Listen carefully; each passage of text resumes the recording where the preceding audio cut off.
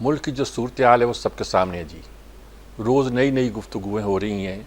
Supreme court का एक फ़ैसला आया है और फैसले के बाद एक दूसरा अदालती मामला पेश दर पेश था कि कुछ 2 अडहॉक जजेस की तकर्री हुई है। पहले 4 का जिक्र था, उस पर एक हंगामा बरपा है। अब मसला ये है कि जो फ़ैसला किया सुप्रीम कोर्ट ने उसके बारे में यहाँ तक कहा गया कि ये गैर आइनी है, गैर कानूनी है। लेकिन फिर इलेक्शन कमीशन ने कहा कि हम इस पर अमल करेंगे, अगर कुछ रुकावट हुई तो 3 दिन के अंदर हमें मशवरा दिया जाए। अपनी कानूनी टीम से कहा हम सुप्रीम कोर्ट से ताकि रजू कर सकें। पता नहीं उसके बाद क्या होना है, स्पीकर ने क्या करना है, दूसरों ने क्या करना है, मामला कहाँ तक चलने हैं। कुछ बातें, कुछ ऐसी गुफ्तगुएँ हो रही हैं कि हैरानी होती है। मसलन ख्वाजा आसिफ साहब की मैं एक बात कोट करता हूँ, और लोगों ने भी इस तरह की बातें की हैं। उन्होंने कहा कि मेल्ट डाउन हो सकता है। ये तक कहा कि अक्टूबर नवंबर तक ये लपेटने की कोशिश की जाएगी असम्बलियों को। मरीम नवाज़ ने भी बड़े सख्त लफ्ज़ इस्तेमाल किए, अदालती फ़ैसले के बारे में बहुत सख्त लफ्ज़ इस्तेमाल किए कि ये तो आइन को रीराइट करने के मुतरादिफ है और हम रजिस्ट करेंगे, 5 साल तक हम रहेंगे। क्या डर है भाई? शहबाज शरीफ के मुंह से भी निकला कि हम डट का मुकाबला करेंगे, हम कहीं जाने वाले नहीं हैं। ये सारी बातें बहुत से लोग कह रहे हैं, एक नहीं, बहुत से लोगों के मुंह से इस तरह की बातें निकलती हैं जैसे लगता है कि पाकिस्तान एक बहुत बड़े बहरान का शिकार है। वैसे तो हर ज़माने में कहा जाता था कि पाकिस्तान बहरान का शिकार है, लेकिन इस बार कहा जा रहा है कि सचमुच एक बहरान का शिकार नज़र आता है, दिखाई देता है। हमें पैसे मिलने थे, पैसे मिल गए, उसकी एक दिन हमने खुशी मनाई, दूसरे दिन हम चुप कर गए और गुफ्तगू होने लगी कि ये पैसे तो ले लिए हमने, कर्जा तो आ गया है, अब आगे क्या बनेगा। आज एक अनहोनी सी बात हुई है। मुफ्ती तकी उस्मानी साहब, जो कि ये मैं कह सकता हूँ कि जो देवबंद का पाकिस्तान का हामी ग्रुप था मौलाना शफी थानवी का, उसके पाकिस्तान में सबसे बड़े तर्जमान हैं मुफ्ती तकी उस्मानी साहब, और बहुत बड़े आलिम दीन है, कोई शक नहीं इसमें, कोई इसमें मुबालगा नहीं। उन्होंने बड़े खुल के बात की है कि ना कोई निज़ाम सियासी चल रहा है यहाँ, ना इस्लामी निज़ाम इस वक्त लाया जा सकता है। यहाँ तो लोग बहुत बड़ी तब्दीली मांग रहे हैं। और शायद इशारा कुछ इस तरह का था जो बाद में ज़रा दबा दिया गया कि जैसे कोई इनकलाब की जैसे नवी दी जा रही है। ये क्या हो रहा है? हम कहाँ खड़े हैं? क्या सूरत हाल है? किसकी पर जिम्मेदारी ज़्यादा आती है? कुछ लोग कहते हैं अदलिया पर बहुत बड़ी जिम्मेदारी है, कुछ लोग कहते हैं कि नहीं फ़ौज पर जिम्मेदारी है हमेशा की तरह, और कुछ को लगते हैं कि सियासतदानों पर जिम्मेदारी है। माजी में भी उन्होंने जिम्मेदारी उस तरह नहीं दबाई जिस तरह दबानी चाहिए थी।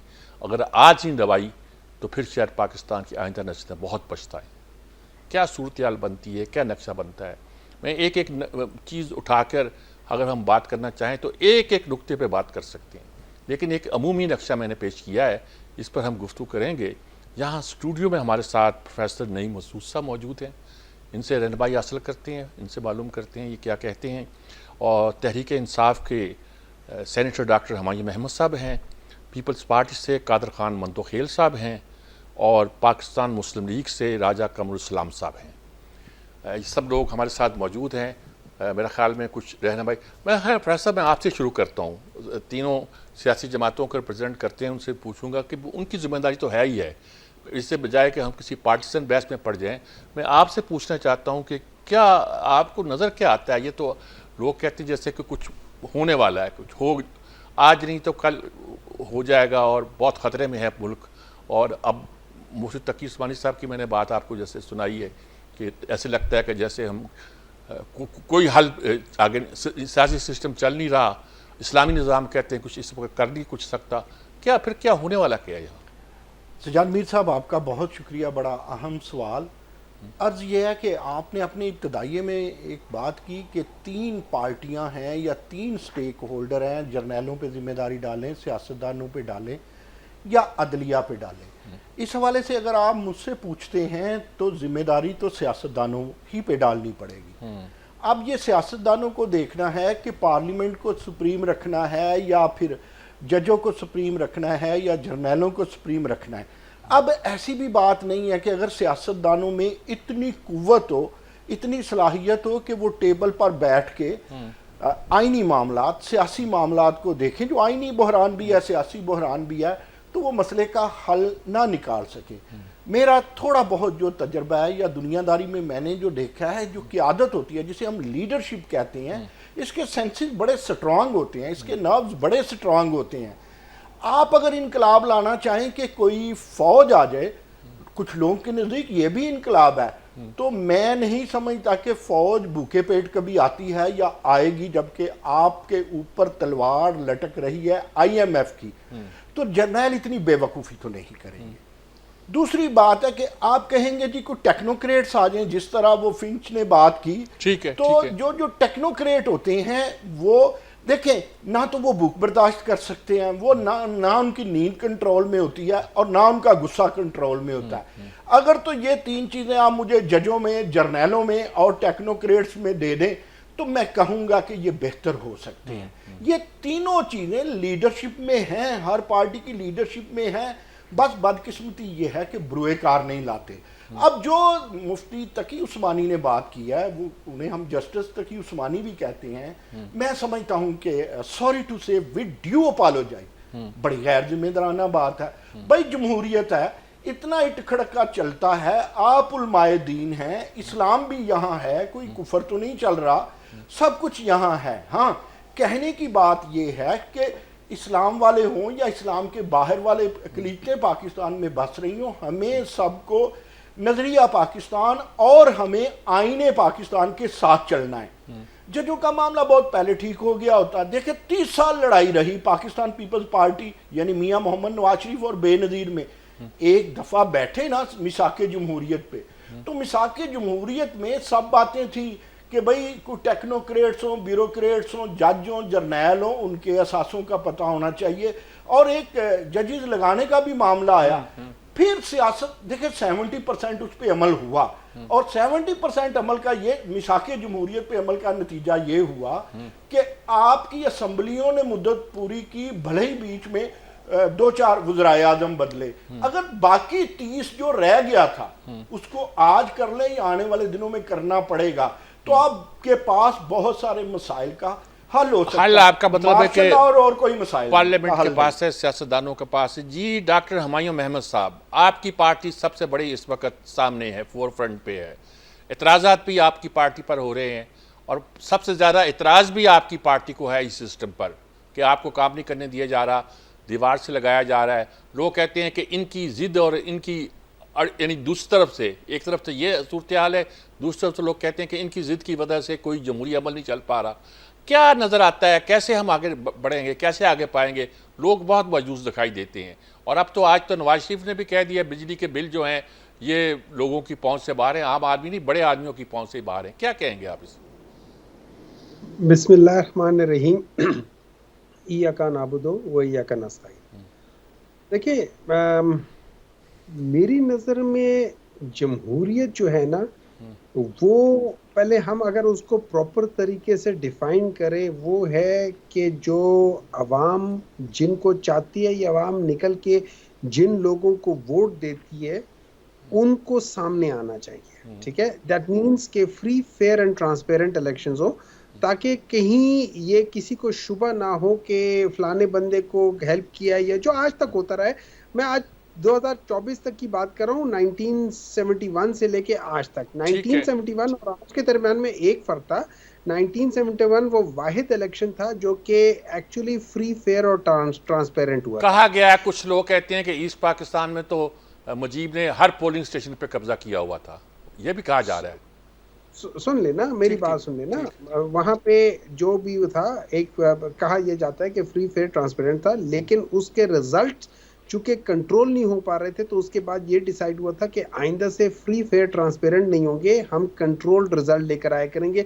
किसको लेकर आना है, किसको नहीं लेकर आना। अब उसमें चाहे हमारी पार्टी बीच में शामिल थी लाने में या उनको सपोर्ट करने में, वो अपनी जगह पर है, लेकिन हमें फ्री फेयर ट्रांसपेरेंट इलेक्शंस की तरफ जाना होगा। इससे फिर जमहूरियत स्टार्ट होगी। अब उसके बाद ये कि क्या हम पॉलिटिकल पार्टीज को बैठ के एक दूसरे के साथ ये तय करना है कि बारी किसकी लगेगी या हम किस तरीके से इकट्ठे चलेंगे, तो उसकी जरूरत मेरी नजर में नहीं है। मेरी नजर में जो जहां पे जमहूरियत कायम होगी वो ये है कि हम एक दूसरे का जो मैंडेट है उसको रिस्पेक्ट दें। हम सबको देखिए, मैं जब कोई काम करता हूँ ना, जब मैं एक सर्जरी करता हूँ, मुझे पता होता है कि मेरी सर्जरी अच्छी हुई है या गलत हुई है। ठीक। इसी तरीके से वो शख्स जो किसी रेस में जाता है या किसी गेम में खेलता है, वो जरूर कह देगा कि फलाने ने बेईमानी की है, लेकिन उसको पता होता है कि वो उतना अच्छा खेला नहीं है, ठीक। या उसको पता होता है मैं बहुत अच्छा खेला हूं और मेरे साथ वाकई ये ज्यादती हुई है। ठीक है, तो हर एक को पता है। इसी तरीके से इस वक्त पॉलिटिकल सिनारियो में सबको पता है कि वो कहाँ जो खड़े हैं। लोग जो जीते हैं, जिन लोगों ने जिताया है, जिन लोगों ने हराया है, चाहे वो जजेस हो चाहे आप लोग हो, पूरे पाकिस्तान की सारी अवाम। और ये याद रखें, ये वो अवाम नहीं है कि जिसको कहा जाता था लालटेन पे और तीर पे और उस पे वो ठप्पा लगाता, वो जाके ठप्पा लगाते थे, नहीं। अब की अवाम जो है ना, अगर आप आजकल जाके देखें तो आपको गांव में लोग कॉन्स्टिट्यूशन के ऊपर डिस्कशन करना शुरू कर नजर आ गए हैं, ठीक ठीक वो ठीक। आर्टिकल डिस्कस कर रहे हैं। तो ये जो एक अवाम के अंदर एक बेदारी आई है, इसको बाज लोग बुरा समझते हैं, ठीक बात, बाज ठीक लोगों को अच्छी बात है। ठीक। हमें इस चीज को लेकर आगे लेकर जाना चाहिए, हमें इकट्ठे मिलकर नहीं, लेकिन हमें एक काम जरूर करना चाहिए। सारी पॉलिटिकल पार्टीज को, चाहे वो इकट्ठे बैठे या ना बैठे, हमें नॉन पॉलिटिकल एक्टर्स को बीच में नहीं लेकर चलिए, आना बड़ा नुक्ता अच्छा किया जी। कादर खान मंदोखेल साहब ये कहते हैं कि नॉन पॉलिटिकल एक्टर को रास्ते से हटा देना चाहिए, मगर कैसे कैसे मुमकिन हो, कैसे ये सूरत पैदा हो कि पॉलिटिकल पार्टीज ही मिलके बैठ जाएं। वो कहते हैं मिलके बैठे ना बैठे, लेकिन उनको निकाल दें। ये क्या मुमकिन है? पार्टियों के ये मूड लगते हैं। आपका तो एतराज़ पीटीआई पर भी यही होता है कि ये कहते तो ये हैं, लेकिन चाहते यही है कि वो नॉन पॉलिटिकल एक्टर इनको लेकर आएँ, दोनों तरफ के, अदलिया से भी फौज से भी, इनको ये तवक्को आप कहते हैं। तो क्या सूरत हाल दिखाई देती है आपको इस वक्त मुल्क की जो हालात है? मीर साहब, मैं तो मशवरा दूंगा इमाम मेमन साहब को, उनकी पार्टी को, कि वो टॉक शो में शुरू करने से पहले ही सिरातुल मुस्तकीम पढ़ा करें, क्योंकि मुझे नहीं लग रहा है ये का नाम सिरातुल मुस्तकीम। ये ठीक बात है, ठीक है ना, अच्छी बात है, अच्छी बात है, मगर सिरातुल मुस्तकीम भी पढ़ना चाहिए, क्योंकि अभी तक ये रास्ता भटके हुए है। और एक तरफ ये कहता है नॉन पॉलिटिकल एक्टर को दूर रहना चाहिए, दूसरी तरफ सियासी पार्टियों से बात करने की बजाय मुझे आर्मी चीफ से और DGI-SPR से बात करनी है। ये खुद ही इनकी अपनी बातों में तजाद है। और मैं आपको बता दूं, जो सूरत-ए-हाल इस वक्त मुल्क में चल रहा है, जो बन्नू में सूरत-ए-हाल चल रहा है, जो खैबर पख्तूनख्वा में चल रहा है, या हमारे सराउंडिंग में बांग्लादेश में दूसरी जगह पे जो चल रहा है, ये अगर इसी तरह एम्पायर की उंगली ढूंढते रहे तो फिर ढूंढते ही रह जाएंगे। फिर इनकी सियासत सारी की सारी जो है ना, वो फिर कहीं और चैप्टर में, किसी और किताब में लोग पढ़ेंगे। कम से कम पाकिस्तान की, मैं सबकी बात करूं, सिर्फ इसकी बात नहीं करूं। अब मुझे बताओ, सियासी पार्टियों ने मिल बैठ के नॉन पॉलिटिकल एक्टर को आउट करना है, या उनको इन करने के बाद हम कहते हैं हमें पहले कुर्सी में बिठा दो फिर हम आउट करेंगे? भाई खुदा का वास्ता, कोई बात कर रहे तो आप थोड़ा सा ये चीज कर ले, नॉन पॉलिटिकल एक्टर को सियासत में ले लाना है और एम्पायर की उंगली भी पकड़ना है, गेट नंबर 4 की ताले की चाबी भी ढूंढना है। आप मुझे बता दो, इनका तो एक ही मुतालबा है कि हमने आर्मी चीफ से बात करनी है, हमने DGI-SPR से, DGI-SI से बात करनी है। तो ऐसे सूरत हाल में मीर साहब मुझे बता दो, कैसे आप इस्टेब्लिशमेंट से और अदलिया से अपने आप को डिस्टेंस करेंगे? जज आपके हक में फैसला दे तो वाह वाह, आपके हक में फैसला नहीं तो गालियां। अब ये इनके नक्शो कदम पे अब मरियम बीबी भी चल पड़ी है। अब आप मुझे बताओ, जो कल का उनकी स्पीच है, वो तो लिटरली जजों को गालियां और धमकियां दे रही थी। मैं तो ये कहना चाह रहा हूं, मुतालबा करता हूं, कहां है तो इन्हें अदालत? वो जो नोटिस होते थे वो किधर हुआ करते हैं? आप इतने खुल्लम खुल्ला आप अपनी स्पीच में जजों को गालियां और धमकियां दे रहे हैं, और फिर आप कहते नहीं कि हमने 5 साल पूरे करने हैं। इसमें कोई शक नहीं। ये आइन का आर्टिकल 190 ये कहता है कि पाकिस्तान के तमाम अदारे सुप्रीम कोर्ट के अहकामात के पाबंद है। अब अगर आपको लग रहा है कि फैसला गलत है, तो आपके पास रिव्यू का ऑप्शन है, जो आप जा चुके हो। इलेक्शन कमीशन के पास लीगल जो एक्सपर्ट बैठे हैं वो अपना मशवरा करके जाएंगे, मगर स्टेट अभी आप इनकार नहीं कर सकते। इनकार करेंगे तो आर्टिकल 190 की वायलेशन होगी। ठीक बात है, ठीक। तो सवाल ये, फिर दूसरी बात, आज हमारे 77 साल हो गए मीर साहब, हम या तो मुल्क में काफिर के फतवे बांटने जा रहे हैं, या मुल्क में हम जाके क्या कहते हैं, गद्दार के बागी और मुल्क दुश्मन गद्दार और मुइब वतन नहीं है तो फलाना, तो भाई खुदा का वास्ता आइए बैठे ठीक बात आपस में बैठ के इस मसले का हल आप किस तरह निकालेंगे, गालियां देने से नहीं होगा। आपकी बात बड़ी वाज़ेह होगी। राजा कमरुल इस्लाम साहब, अब आपके ज़ुम्मे बड़ा लंबा सवाल है। आप इस वक्त हुकूमत में हैं, क्या कर सकते हैं आप मुल्क को बचाने की? परेशान आप भी हैं, परेशानी का यही आलम मैंने स्टार्ट ही ख्वाजा आसिफ की गुफ्तगू से किया कि जो बड़े सख्त अल्फाज में उन्होंने कहा कि कुछ क्रिएट हो सकता है, कुछ बड़ी गड़बड़ हो सकती है इस मुल्क में। क्या आपको ख़तरे भी नज़र आते हैं, सब कुछ दिखाई देता है? ख़ास तौर पर तकरीर का हवाला दिया जा रहा है हमारी वज़ीर आला पंजाब की कि उनको ये नहीं कहना चाहिए था, लेकिन उससे तशवीश तो ज़ाहिर होती है कि तशवीश तो आपकी पार्टी में पाई जाती है कि सिस्टम चल नहीं रहा या चलने नहीं दिया जा रहा। कुछ कह लीजिए आप। जी मैं अपना कादर भाई मंदोखेल साहब के सिरात मुस्तकीम से थोड़ा आगे जाके तो उसी सूरा का हवाला दूंगा कि ये सिरात अल्लज़ीना अनअमता अलैहिम गैरिल मग़दूब अलैहिम पे अब अमल करने की ज़्यादा ज़रूरत है। अच्छा, तो ये तीनों चीज़ें या ज़ाहिर यकसां हमारे लिए हमारे ईमान का हिस्सा है, लेकिन इस वक्त ज़रूरत इस आखिरी हिस्से की है। आपने अभी फरमाया कि ख्वाजा आसिफ, कई दफ़ा स्लिप ऑफ टंग होती है। बुनियादी तौर पर ख्वाजा आसिफ साहब ने जिस तरफ इशारा किया, मेरे ख्याल में, मेरी राय में, कि इसमें कोई ब्रेक डाउन, आइनी ब्रेक डाउन का ख़तरा नहीं है, बल्कि आइन बदकिस्मती से पाकिस्तान में 1973 ये वाहिद डॉक्यूमेंट है इस वक्त अल्लाह की किताब के बाद इस्लामी जमहूरिया पाकिस्तान में कि जो मुतफ़िका है, यानी कुरान और हदीस के बाद जो हमारी सियासी, अगर आप तारीख देखें पाकिस्तान की, तो इसमें जो इत्तेफाक राय हुआ था चाहे 1973 में तमाम सियासी पार्टियों का, और ये हमारे पास हमारी बका का आखिरी रास्ता कह लें, आखिरी जरिया जो है वो पाकिस्तान की सियासी बका का रह गया। तो इसलिए इसको बदकिस्मती से वो कहा जाता है कि गरीब की जोरो सब की भाभी।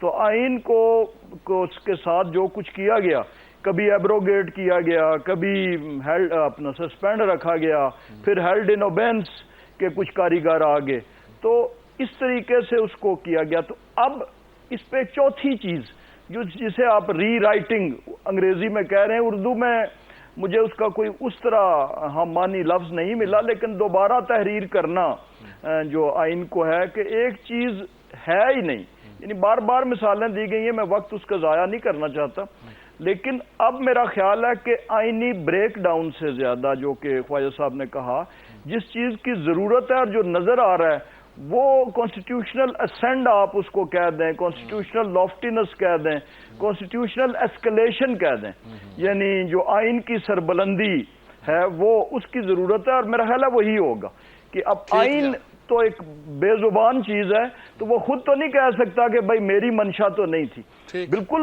मंदोखेल साहब ने सही फरमाया कि सुप्रीम कोर्ट के पास ये इख्तियार है कि सुप्रीम कोर्ट के फैसले की खिलाफ वर्जी पे आर्टिकल्स लगते हैं, वो बिल्कुल लगते हैं, लेकिन एक जो बॉक्स है, एक जो फ्रेम है कॉन्स्टिट्यूशन का, उसको भी अगर बिल्कुल उसमें से अगर उसको छोड़ दिया जाए तो फिर ये वाला सवाल आएगा। तो मेरा ख्याल है कि अब जो आइन बनाने वाला अदारा है उसको अपनी सुपरमेसी का इजहार करना पड़ेगा और लगता यह है कि डेडलॉक से पहले जो है वो पार्लियामेंट जो है वो अपनी सुपरमेसी। बिल्कुल ठीक है राय साहब, मैं आता हूं दोबारा आपकी तरफ। नाज़रीन किराम, आप देख रहे हैं तमाम लोगों की बातों में बज़ाहिर यही नज़र आता है कि हम अफ़ाम तफ़हीम चाहते हैं, लेकिन अंदर से नज़र आता है कि जो हमारी एक तसादम किसी सूरत हाल है, अदलिया के हवाले से भी, फ़ौज के हवाले से भी, पार्लियामेंट के हवाले से भी, वो हमारी बातों से झलकती है।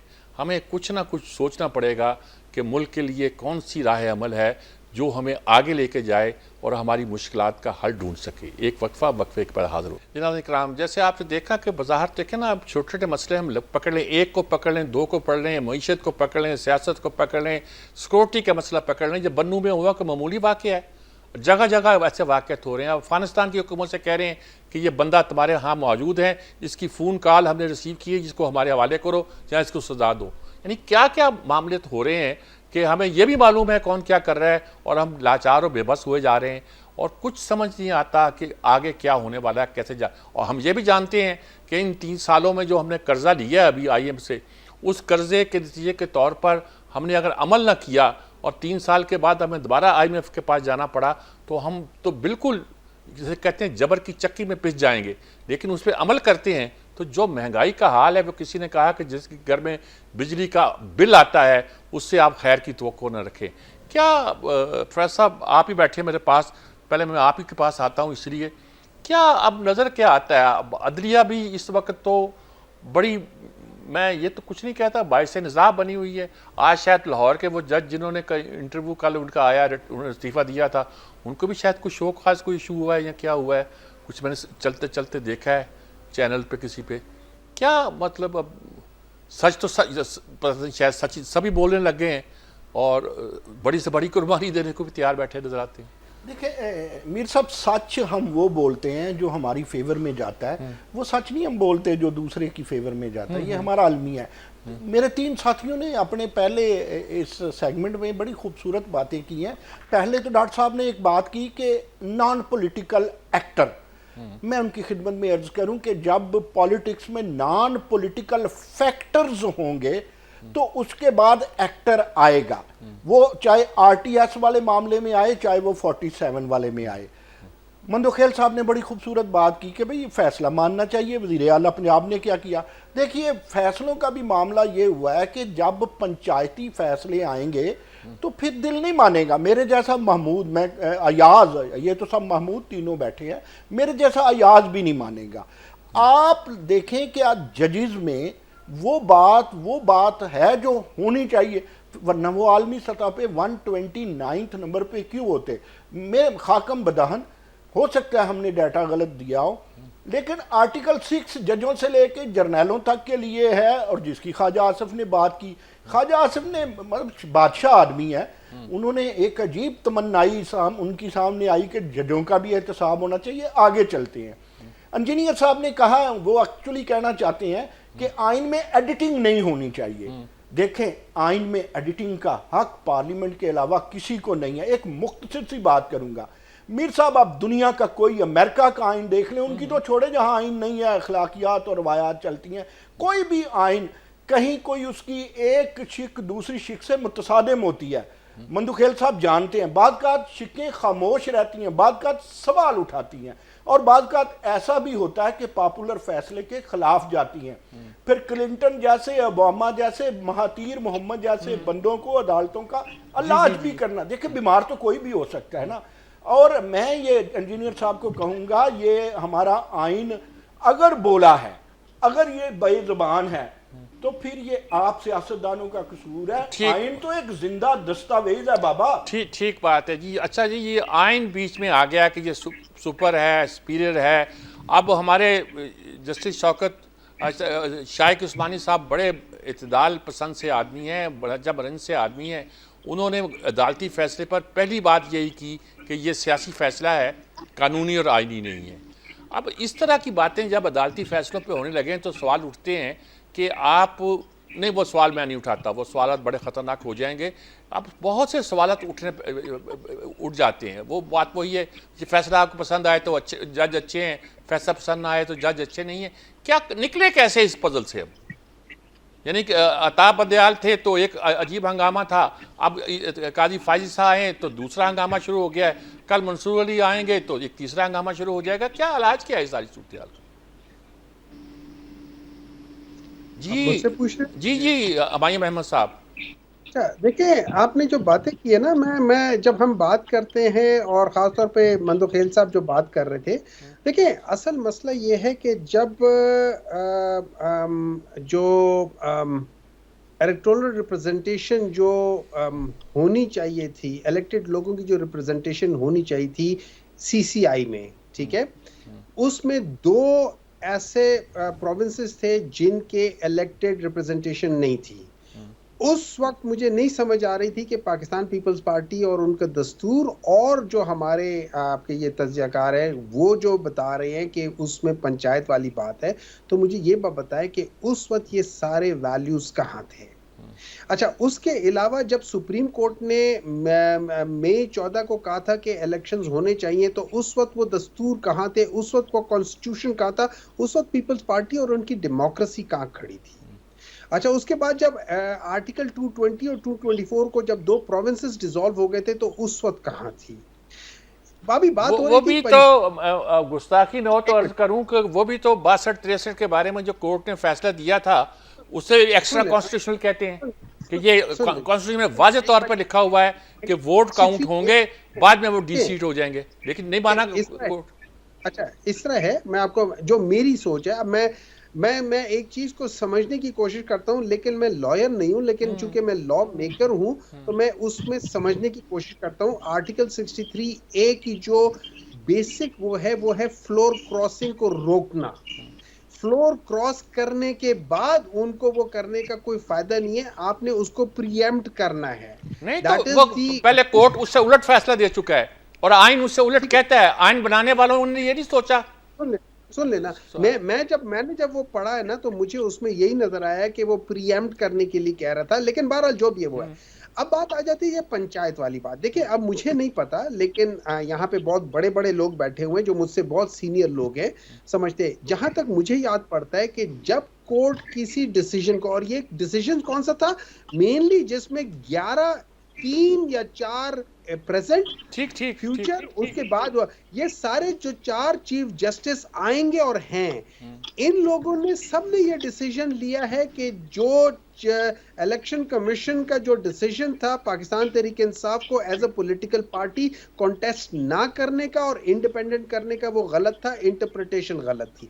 लेकिन जब भी आप किसी डिसीजन को सेट असाइड कर देते हैं, तो आप उस डिसीजन से पहले वाली चीज को रेस्टोर करते हैं। उस डिसीजन के बाद वाली चीज रेस्टोर नहीं होती, उस डिसीजन से पहली वाली चीज रेस्टोर होती है। ये मेरी अंडरस्टैंडिंग है। अच्छा, जब हम उस डिसीजन से पहले जो चीज रेस्टोर होती है, तो वो कौन सा प्रोसेस है जो रेस्टोर हुआ है? वो प्रोसेस वो था कि जिसमें एक पॉलिटिकल पार्टी के कैंडिडेट्स अपनी पार्टी से अपने सर्टिफिकेट लेते हैं। वो सर्टिफिकेट जो आर्टिकल 66 ऑफ इलेक्शन एक्ट 2017 के तहत होता है, वो उसके बाद नॉमिनेशंस फाइल करते हैं। उसके बाद पार्टी बताती है कि हाँ, ये हमारे कैंडिडेट्स हैं, और ये सारी चीजें प्रोसेस होता है। मेरी नजर में ये जो सारा हुआ है, ये उस प्रोसेस की रेस्टोरेशन की बेसिस पे था। इसमें वो जो 3 दिन की जो बात करते हैं ना, जो इंडिपेंडेंट कैंडिडेट्स के लिए, उसको तो उन्होंने सेट असाइड कर दिया। ठीक आपकी बात बड़ी वजाहत के साथ आ गई जनाब। लेकिन मैं एक और बात बताता हूँ, हमारे मुल्क का जो मेन बड़ा मसला है ना, वो झूठ के साथ साथ जो सबसे बड़ा मसला है, वो हमारे मुल्क में इंटेलेक्चुअल डिसऑनेस्टी है। जी, आवाज शायद। जी मंदोखेल साहब, आप क्या फरमाएंगे इस पूरी गुफ्तगू पर जो आपने सुनी डॉक्टर हुमायूं अहमद साहब की? हुमायूं अहमद साहब का ये अलमिया है कि वो कहते हैं ना, नीम हकीम वबाल जान। अच्छा। ये कानून का या आइन का एक लकीर पढ़ लेता है, वो ये समझ लो जी बस मैं तो कानूनदान बन गया, आइन का एक्सपर्ट बन गया। वो भाई बहुत सारी चीजें हैं। अगर मैं आपके 63A पे शुरू हो जाऊं, तो आपके सरबरा तो पहले ही नायल है, ठीक है। लेकिन पीपल्स पार्टी के ये रवायत नहीं है कि हम लोगों को उनके घरों तक पहुंचे और वहां उछाले। नहीं तो ये पहला सीता वाइट वाला बड़ा क्लियर है इस हवाले से। और उसके अलावा जो फॉरेन फंडिंग और ये सारी चीजें, छोड़िए इस टॉपिक को। ये कहता है कि सीसीआई में रिप्रेजेंटेटिव नहीं थी। बिल्कुल, मेरे उस वक्त भी शो देख ले, एक शो मुझे बता दे, आपके साथ मेरे सैकड़ों शो किए है कि जिसमें मैंने उसकी हिमायत की, कभी नहीं किया। क्योंकि उस वक्त भी मैं कहता था कि निगरान वजीर आला जो है ना, वो नुमाइंदा नहीं होते हैं। नंबर एक बात। दूसरी बात ये कहते हैं पीपल्स पार्टी की डेमोक्रेसी का है। पीपल्स पार्टी ही है जिसने डेमोक्रेसी को और इस सिविलियन हुकूमतों को जोड़ के रखा है।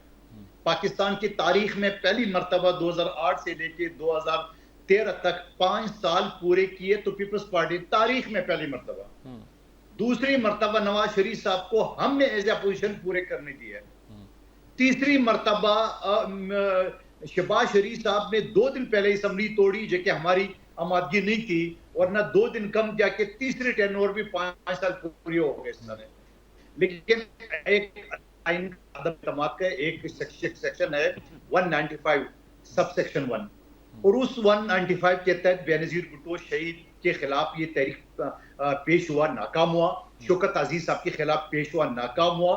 बलूचिस्तान की 2 हुकूमतें खत्म हुई है और इमरान खान साहब की हुकूमत पाकिस्तान की पहली हुकूमत है जो अदम इत्तेमाद की तहरीक की सूरत में बड़ा वाज़ेह 175 हमारे MNA असम्बली में बैठे हुए थे, हमें जरूरत है 172 की, एक को हमने स्पीकर बना दिए, 174 वोट हमने डाल दिए। जिन लोगों को आप लोग लोटे बोलते हैं उसका तो एक वोट भी हमें नहीं पड़ा ना हमने डालने दिए। नंबर 1 बात। तो ये बहुत सारी चीजें, मैं दोबारा उस पहली वाली बात पे आ रहा हूँ कि हुमायूं मेमन साहब एक सियासी वर्कर रहे, ये आज भी उसी चक्कर में फंसा हुए कि किसी तरह से हमें वापस चीजें। मेरा ये कहना है कि जो मुल्क की सूरत-ए-हाल है सबके हाथ से निकल जाएगी, ये सियासत मासत खत्म हो जाएगी। ठीक बात है, ठीक बात। आप देख रहे हैं ख्वाजा आसिफ इस वक्त पाकिस्तान के 77 साल तारीख में मैंने तो कोई हुक्मरान नहीं देखा कि इंटरनेशनल रिपोर्ट के ऊपर जो है ना वो उसके ऊपर तजज़िया भी करे और बल्कि एक्सेप्ट करे। इंटरनेशनल जो फीच है उसने कहा है कि 1.5 साल हुकूमत रहेगी शहबाज शरीफ की। ख्वाजा आसिफ कहते नहीं 8-10 दिन बड़े अहम है। आप मुझे बता दो जब हुकूमत के अंदर सफों में वो फाकी वजीर दिफा ये कह रहे हैं, लेकिन ये आपने बहुत अहम बात की कि आखिरी बात मीर साहब जी आपने मुफ्ती तकी उस्मानी साहब की बात की है, मेरे लिए बड़े काबिल एहतराम है।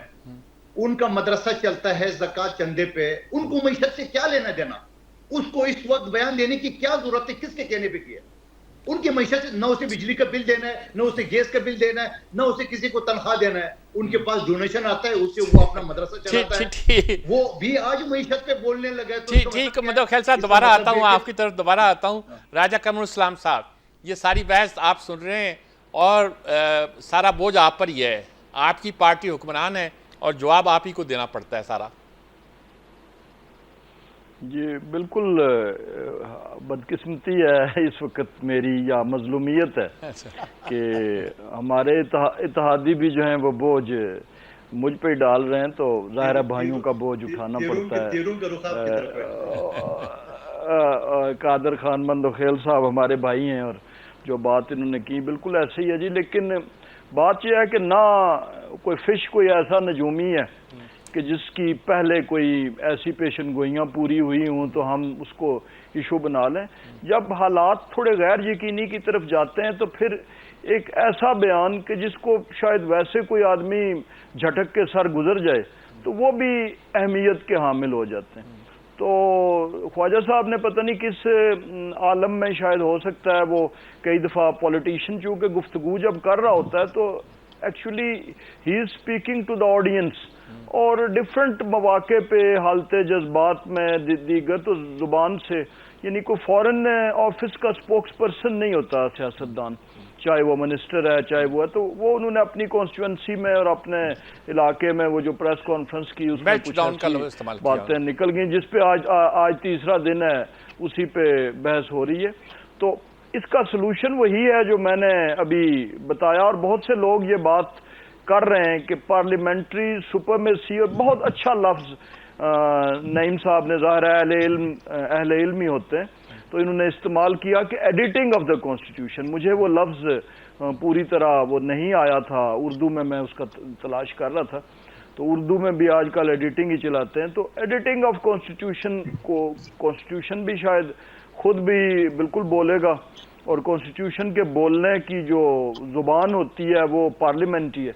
तो ये मुमकिन नहीं है कि आप उस बक्से से बाहर जाके जब फैसला करेंगे तो फिर शायद उस पर सवाल भी उठेंगे, उसकी इम्प्लीमेंटेशन पे भी सवाल उठेंगे, बहुत सी चीज़ों पे मामला। असल मसला जब बुनियादी चीज़ यही है कि बुनियादी चीज़ इसका सलूशन पार्लियामेंट्री सुपरमेसी में पार्लियामेंट को, और इसमें मेरी दरख्वास्त भी है, आज बहुत वर्कर भी हैं, पढ़े लिखे भी बहुत ज़्यादा हैं तहरीक इंसाफ में, सेनेटर साहब, डॉक्टर साहब, तो इनसे भी कि वहाँ पे भी आप वो जो साहिब राय लोग हैं वहाँ पे उस राय को जो है वो सरबुलंद करने की कोशिश करें कि हर डायलॉग में और विद इन पार्लियामेंट डायलॉग में, और इंशाल्लाह ये हल निकलेगा। ये कौम इसलिए नहीं है ना ये मुल्क इसलिए मर्ज वजूद में आया था कि अब इसी तरह फसाद में रहेगा। इंशाल्लाह इसी बेतरतीबी और इसी बेयकीनी से यकीन और तरतीब निकलेगी ठीक इंशाअल्लाह। बात है, ये बहुत अच्छी बात है। बेयकीनी से यकीन और तरतीब निकलेगी,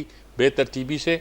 तो मेरे ख्याल में इसी पर हम बात को अब आगे बढ़ाते हैं और कोशिश करते हैं कि बहस को अब कंक्लूड करें। सारे हम ख्याल हैं जी, कुछ प्रॉब्लम बयान कर रहे हैं जो अपने अपनी एंगल से, अपने अपने जाविये से देखने की वजह से पैदा होते हैं। हल भी ढूंढ लेंगे, एक वक्फे के बाद हाल हो। जी नाज़रीन कराम, प्रोफेसर साहब आपसे पूछता हूँ, सारी जो गुफ्तगू हुई है, अब हम मुख्तसर राय पे आ गए हैं।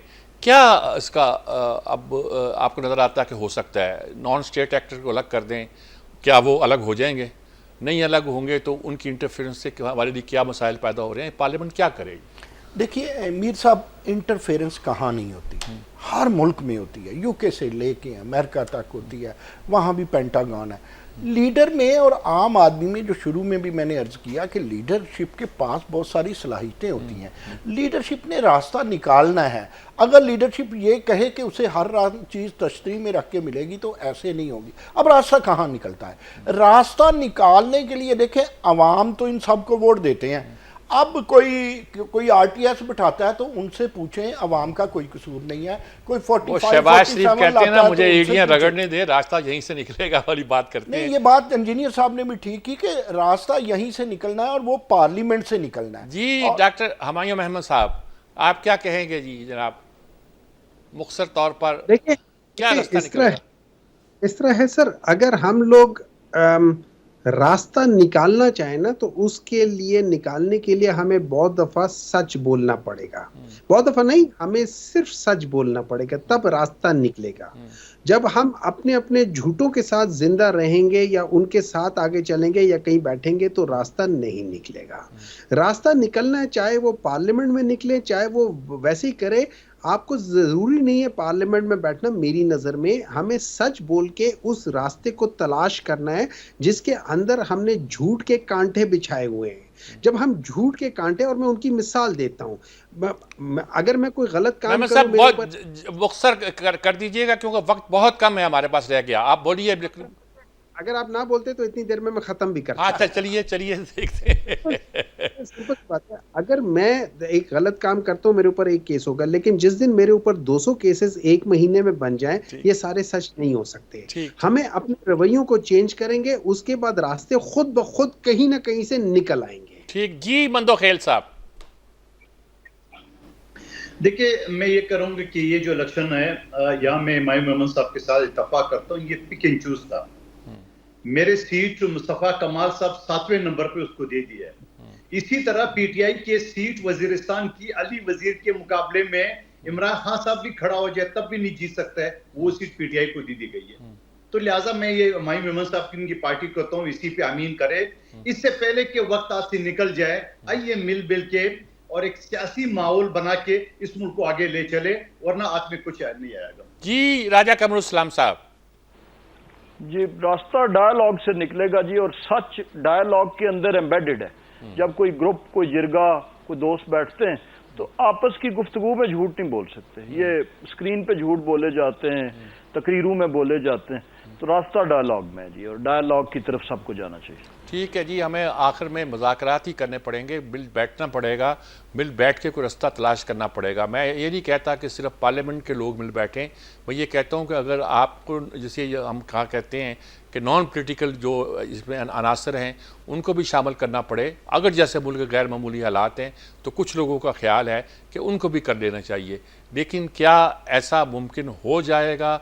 आखिरी हमारे सेगमेंट में मैं यही करूँगा कि आपको क्या नज़र आता है, क्या होने वाला है? एक वक्फे के बाद। ये नाज़रीन कराम, प्रोफेसर साहब, मैंने जैसे अर्ज़ किया कि ये तो हमने गुफ्तगू कर ली कि क्या होना चाहिए, हर एक ने अपनी राय भी दे दी। अब मसला ये है कि क्या होता नज़र आता है? कोई बेहतरी की लाइन नज़र आती है आपको इस मुल्क में होती हुई दिखाई देती है? क्या नज़र आता है आपको? देखिए, हमें मीर साहब वो फिच वाले सर्वे से तो बिल्कुल नहीं डरना चाहिए। आपका पंजाब 80 मुल्कों से बड़ा है। ये न्यूजीलैंड और स्विट्ज़रलैंड नहीं है कि जहाँ पर सर्वे बड़े आराम से हो जाएगा।